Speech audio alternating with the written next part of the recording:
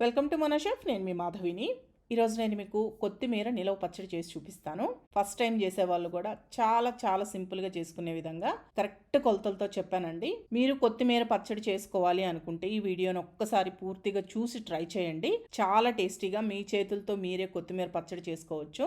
అంత ఈజీగా చేసుకునే విధంగా చెప్పాను. చిన్న చిన్న టిప్స్తో సహా క్లియర్గా చెప్పానండి. ఒకసారి చూసి ట్రై చేయండి. ఇది రైస్లోకి టిఫిన్స్లోకి రెండిట్లోకి బాగుంటుంది. ఎలా చేయాలో చూపిస్తాను రండి.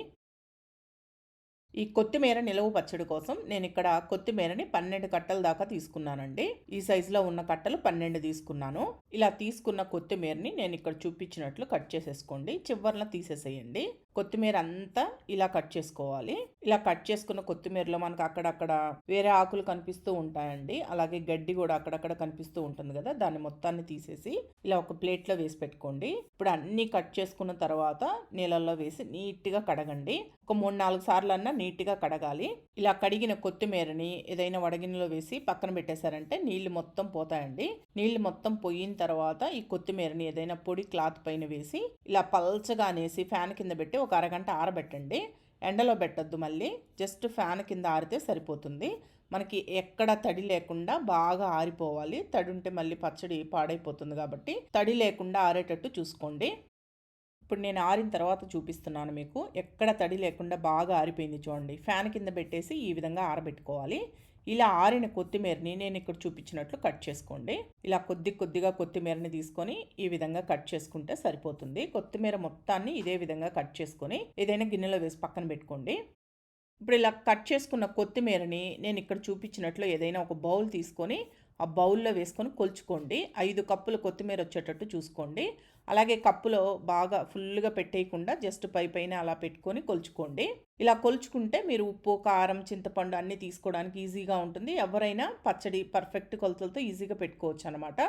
5 కప్పులు కొత్తిమీర వచ్చింది కదా నాకు. ఈ విధంగా 5 కప్పులు వచ్చేటట్టు చూసుకోండి.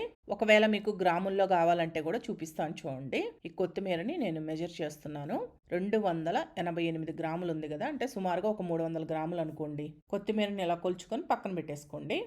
అలాగే చింతపండు వచ్చేసి మీరు ఏ కప్పుతోటి కొత్తిమీర గొలుచుకుంటారో అదే కప్పుతోటి 1/2 కప్పు చింతపండు తీసుకోండి. మీకు గ్రాముల్లో కావాలంటే కూడా చూపిస్తున్నాను చూడండి. 100 గ్రాముల చింతపండు ఉంది. ఇది ఈనెలు, విత్తనాలు అన్నీ తీసేసి ఇలా ఏదైనా బౌల్లో వేసుకొని చింతపండుని వేడి నీళ్లు పోసుకొని నానబెట్టండి. చింతపండు మునిగేంత వరకు వేడి నీళ్లు పోసుకొని నానబెట్టుకోవాలి. ఇక్కడ ఈ పచ్చడికి వేడి నీళ్లు మాత్రమే వాడాలి, చన్నీళ్ళు అస్సలు వాడొద్దండి.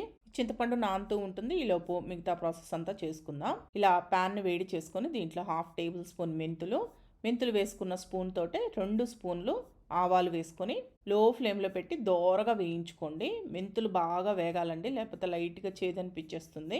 బాగా ఎర్రగా వచ్చేంత వరకు వేయించుకోండి.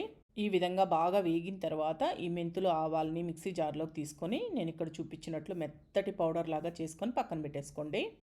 ఇప్పుడు మళ్ళీ ఇదే ప్యాన్ని స్టవ్ పైన పెట్టుకొని దీంట్లో ఆయిల్ పోసుకొని కొత్తిమీరని వేయించుకోవాలండి. ఈ పచ్చడి మొత్తానికి మనం కొత్తిమీర తీసుకున్న కప్పుతోటే 1 కప్పు దాకా ఆయిల్ పడుతుంది. నేను ఒక 1/2 కప్పు ఆయిల్ని ప్యాన్లో వేసుకున్నాను. మిగతా 3/4 కప్పు తీసి పక్కన పెట్టాను. తర్వాత మనం పోపులో వేసుకుందాము. ఈ ఆయిల్లో మనం కట్ చేసుకున్న కొత్తిమీరని కొద్దిగా వేసుకుంటూ వేయించుకోండి. మొత్తం ఒకటేసారి పట్టదు కాబట్టి కొంచెం వేసుకుంటూ వేయించుకోవాలి. నేను ఇక్కడ మామూలు సన్ఫ్లవర్ ఆయిల్తోనే పచ్చడి చేసుకుంటున్నాను.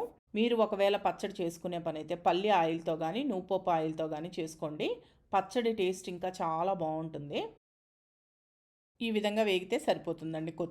కొత్తిమీర వేగిందని మీకు ఎలా తెలుస్తుందంటే కొద్దిగా అడుగున అంటుతున్నట్టు ఉంటుంది. అలా వచ్చినప్పుడు ప్యాన్లో నుంచి తీసేసి ఏదైనా ప్లేట్లో వేసి పక్కన పెట్టేసుకోండి. కొత్తిమీరని ఈ విధంగా వేయించుకుంటే సరిపోతుందన్నమాట. ఇప్పుడు కొత్తిమీర మొత్తాన్ని తీసిన తర్వాత ఇదే ప్యాన్లోకి మనం ముందుగా నానబెట్టుకున్న చింతపండు ఉంది కదా, ఆ చింతపండుని నీళ్ళతో సహా వేసుకొని దీంట్లోనే ఇంకొద్దిగా నీళ్లు పోసుకోండి. కాచిన నీళ్ళే పోసుకోవాలి. ఆల్రెడీ చింతపండు మనం నానబెట్టుకోవడానికి కాచుకున్న నీళ్లు ఉన్నాయి కదా, ఆ నీళ్ళనే మరికొద్దిగా పోసుకోండి. ఇలా నీళ్లు పోసి చింతపండుని బాగా ఉడికించుకోవాలి. మనం పోసిన నీళ్లు సగం వరకు ఇంకిపోయేంత వరకు బాగా ఉడకనివ్వండి. కొంతమంది చింతపండుని బాగా పిసికి ఆ గుజ్జుని సపరేట్ చేసి పిప్పిని తీసేసి వేసుకుంటారు. కానీ నేనైతే ఈ విధంగా చేసుకుంటానండి. చూడండి, నేను చూపిస్తున్నాను. ఈ విధంగా చింతపండు గుజ్జు అనేది రెడీ అవ్వాలి. చింతపండు ఈ విధంగా ఉడకాలన్నమాట. ఇలా ఉడికిన తర్వాత స్టవ్ ఆఫ్ చేసేసి ఈ చింతపండు గుజ్జుని బాగా ఆరనివ్వండి. ఆరిన తర్వాత మనం గ్రైండ్ చేసుకోవాలి. ఈ చింతపండు గుజ్జు ఆరేలోపు పోపు చేసి పెట్టుకుందాము. ఈ పోపు కోసంగా వేరొక ప్యాన్లోకి మిగిలిన 3/4 కప్పు ఆయిల్ని పోసుకోండి. ఒక 1/4 కప్పు ఆయిల్ మనం కొత్తిమీర వేయించుకున్నాం కదా, ఇంకొక 3/4 కప్పు తీసి పక్కన పెట్టుకోమన్నాను కదా, ఆ ఆయిల్ని పోసుకోవాలి. ఈ ఆయిల్ కాగిన తర్వాత దీంట్లో 1 టీ స్పూన్ ఆవాలు, 1 టీ స్పూన్ జీలకర్ర వేసుకొని వేయించుకోండి. ఈ ఆవాలు అనేవి చిటపటలాడిన దాకా వేయించుకోవాలి. ఈ ఆవాలు వేగేటప్పుడే దీంట్లోనే 1/4 టీ స్పూన్ ఇంగువ కూడా వేసుకొని కలుపుకోండి. పచ్చడికి ఇంగువ ఫ్లేవర్ చాలా బాగుంటుంది. ఈ ఇంగువ కూడా వేసి కలిపిన తర్వాత దీంట్లో ఒక 6-7 ఎండుమిరపకాయలని తుంచుకొని వేసుకోండి. అలాగే 3 లేదా 4 రెమ్మల దాకా కరివేపాకు వేసుకోండి. పెద్ద సైజు ఒక వెల్లుల్లి గడ్డను తీసుకొని ఇలా పాయలుగా విడదీసి పైన పొట్టు తీసేసి నేను ఇక్కడ చూపించినట్లు కచ్చా పచ్చగా దంచుకొని ఆ వెల్లుల్లిని కూడా వేసుకొని ఒకసారి బాగా కలిపి స్టవ్ ఆఫ్ చేయండి. ఈ వేడికి పోపు బాగా వేగిపోతుంది, లేకపోతే మళ్ళీ మాడిపోతుంది పోపు అనేది. ఇలా కలిపి స్టవ్ ఆఫ్ చేసిన తర్వాత లాస్ట్గా ఒక 1/2 టీ స్పూన్ పసుపు వేసుకొని బాగా కలుపుకొని ఈ పోపుని అలా పక్కన ఉంచేయండి. మనం మిగతావన్నీ చేసుకునే లోపు పోపు బాగా చల్లారుతుంది. ఇప్పుడు ఇలా మిక్సీ జార్ తీసుకొని దీంట్లో మనం ముందుగా చింతపండుని ఉడికించి పెట్టుకున్నాం కదా, ఆ చింతపండు మొత్తాన్ని వేసుకోండి. బాగా ఆరిన తర్వాతే గ్రైండ్ చేసుకోవాలి, అదొకటి గుర్తుపెట్టుకోండి. చింతపండు బాగా ఆరిన తర్వాతే నేను గ్రైండ్ చేస్తున్నాను. చూడండి, నేను ఇక్కడ గ్రైండ్ చేసి చూపిస్తున్నాను. ఈ విధంగా మెత్తటి పేస్ట్ లాగా గ్రైండ్ చేసుకోవాలి చింతపండుని. ఇలా గ్రైండ్ చేసుకున్న తర్వాత ఇప్పుడు దీంట్లో మనం ముందుగా వేయించి పెట్టుకున్న కొత్తిమీర మొత్తాన్ని వేసుకోవాలి. ఈ కొత్తిమీర మొత్తం వేసుకున్న తర్వాత దీంట్లోనే కారం కూడా వేసుకోవాలండి. కారం వచ్చేసి కొత్తిమీర తీసుకున్న కప్పుతోటే 1/2 కప్పు కారం పడుతుందన్నమాట. మీకు గ్రాముల్లో కావాలంటే 75 గ్రామ్స్ దాకా ఉంది ఈ కారం అనేది. అలాగే ఉప్పు వచ్చేసి 1/4 కప్పు దాకా పడుతుందండి. 1/4 కప్పు అంటే ఇది కూడా 75 గ్రామ్స్ దాకా ఉంది. ఇప్పుడు దీంట్లోనే మనం ముందుగా గ్రైండ్ చేసి పెట్టుకున్న ఆవాలు, మెంతి పిండి ఉంది కదా, ఆ పిండిని కూడా వేసుకోండి. ఇలా అన్నీ వేసుకున్న తర్వాత నేను ఇక్కడ చూపించినట్లు గ్రైండ్ చేసుకోండి. మధ్య మధ్యలో స్పూన్ పెట్టి తిప్పుతూ గ్రైండ్ చేస్తే మీకు చక్కగా గ్రైండ్ అవుతుందన్నమాట. చూసారు కదా, ఈ విధంగా గ్రైండ్ చేసుకోవాలి. ఇలా గ్రైండ్ చేసుకున్న ఈ పచ్చడి మొత్తాన్ని మనం ముందుగా పోపు వేసి పెట్టుకున్నాం కదా, ఆ పోపు మొత్తం బాగా చల్లారిన తర్వాత ఆ పోపులో వేసుకొని కలుపుకోండి. ఇలా మొత్తం బాగా కలుపుకున్న తర్వాత మీ టేస్ట్కి తగ్గట్టు, అంటే కొంతమంది ఉప్పు కారాలు ఎక్కువ తింటూ ఉంటారు కదా, అలా మీకు ఉప్పు కారం ఏదన్నా కావాలి అనుకుంటే కొద్దిగా వేసుకొని కలుపుకోవచ్చు. అలాగే ఆయిల్ సరిపోలేదు అనిపించినా కానీ కొద్దిగా ఆయిల్ కలుపుకోండి. నేను తీసుకున్న కొలతలు ఎగ్జాక్ట్గా ఫాలో అయితే పర్ఫెక్ట్గా వస్తుందండి పచ్చడి.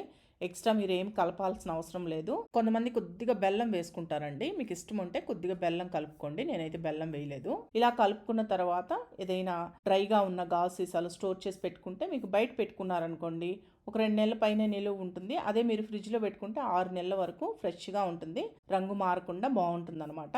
ఈ పచ్చడిని మీరు రైస్లో తినొచ్చు, ఏవైనా టిఫిన్స్లో కూడా చాలా బాగుంటుందండి. ఒక్కసారి ప్రిపేర్ చేసి పెట్టుకుంటే ఏవైనా కూరలు లేనప్పుడు కొద్దిగా రైస్లో వేసుకొని నెయ్యి వేసుకొని తిన్నా కమ్మగా ఉంటుంది. ట్రై చేసి చూడండి. ఈ వీడియో మీకు నచ్చితే మన షెఫ్ ఛానల్ని సబ్స్క్రైబ్ చేసుకోండి, లైక్ చేయండి, షేర్ చేయండి, కామెంట్ చేయండి.